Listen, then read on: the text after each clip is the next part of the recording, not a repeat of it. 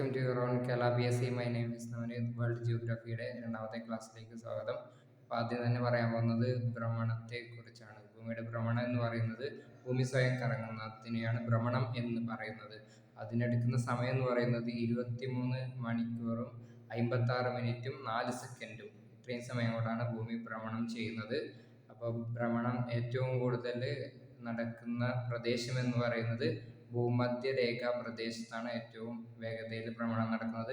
1670 km/h ആണ് ഭൂമിയുടെ ഭ്രമണ വേഗത എന്ന് പറയുന്നത്. ഏറ്റവും കുറവ് ഭ്രമണ വേഗത എന്ന് പറയുന്നത് ധ്രുവപ്രദേശത്താണ്. പിന്നീട് പറയാനുള്ളത് പരിക്രമണത്തെ കുറിച്ചാണ്. പരിക്രമണം എന്ന് പറഞ്ഞാൽ ഭൂമി സൂര്യനെ ചുറ്റുന്നതാണ് പരിക്രമണം എന്ന് പറയുന്നത്. അതിനെടുക്കുന്ന സമയം എന്ന് പറയുന്നത് 365 ദിവസവും 6 മണിക്കൂറും 9 മിനിറ്റും 9 സെക്കൻഡും. 365 ദിവസവും 6 മണിക്കൂറും 9 മിനിറ്റും 9 സെക്കൻഡും. ഇത്രയും സമയം കൊണ്ടാണ് ഭൂമി പരിക്രമണം പൂർത്തിയാക്കുന്നത്. പിന്നീട് പറയാനുള്ളത് ഭൂമിയിൽ രാത്രിയും പകലും ഉണ്ടാവാൻ കാരണം എന്ന് പറയുന്നത് ഭ്രമണമാണ്. ഋതുക്കൾ ഉണ്ടാവാൻ കാരണം എന്ന്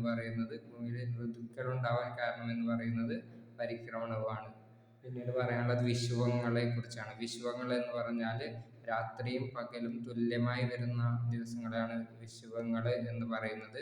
രണ്ട് വിഷുവങ്ങളാണ് പ്രധാനമായിട്ടുള്ളത്.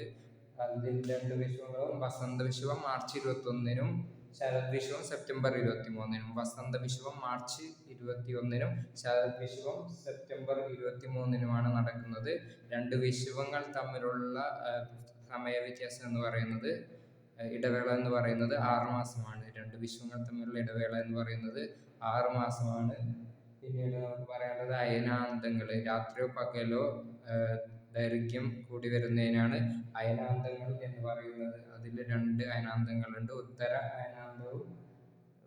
അയനാന്തവും ദക്ഷിണ അയനാന്തവും. ഉത്തര അയനാന്തത്തിനെ കർക്കിടക അയനാന്തം എന്ന് പറയും. അത് ജൂൺ 21-നാണ്. ജൂൺ 21-നാണ് ഉത്തര അയനാന്തം അല്ലെങ്കിൽ കർക്കിടക അയനാന്തം എന്ന് പറയുന്നത്. ദക്ഷിണ അയനാന്തം അല്ലെങ്കിൽ മകര അയനാന്തം എന്ന് പറയുന്നത് ഡിസംബർ 22-നാണ്. ഡിസംബർ 22-ന് മകര അയനാന്തം